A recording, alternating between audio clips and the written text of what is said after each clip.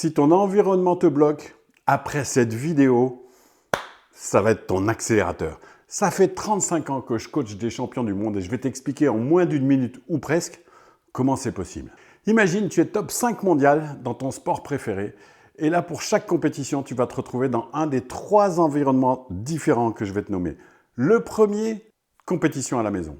Là, tu rêves de performer et pourtant, tu flippes de décevoir. Environnement favorable ou défavorable?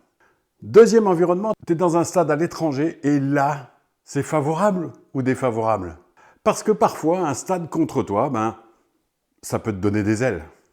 Et troisième environnement, tu es dans un endroit glauque, il n'y a pas de public, il n'y a pas d'ambiance, il n'y a rien. D'accord? Et parfois, dans ces environnements-là, tu es tellement obligé de t'isoler pour ne pas subir ce qui se passe autour que tu performes encore plus, tu es focus sur ce que tu dois faire. La vérité, c'est qu'il n'y a pas d'environnement favorable ou défavorable, tu n'as aucun pouvoir sur l'environnement. Le vrai pouvoir que tu as, 100%, ce que tu veux en faire, comment tu veux l'utiliser. Alors tu dois te poser 3 questions systématiquement. La première, tu fais le tri entre ce qui donne de l'énergie et ce qui t'en mange. La deuxième, surtout, tu mesures dans cet environnement les problématiques et tu arrêtes d'en faire des excuses. Et la troisième, c'est que si tu commences à te sentir mal, c'est un signe qu'il faut que tu te poses des bonnes questions.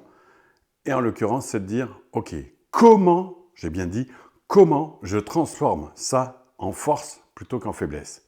Comment amène l'action?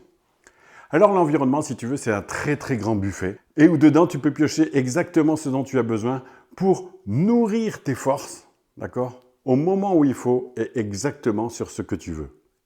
C'est ça l'environnement. C'est magique.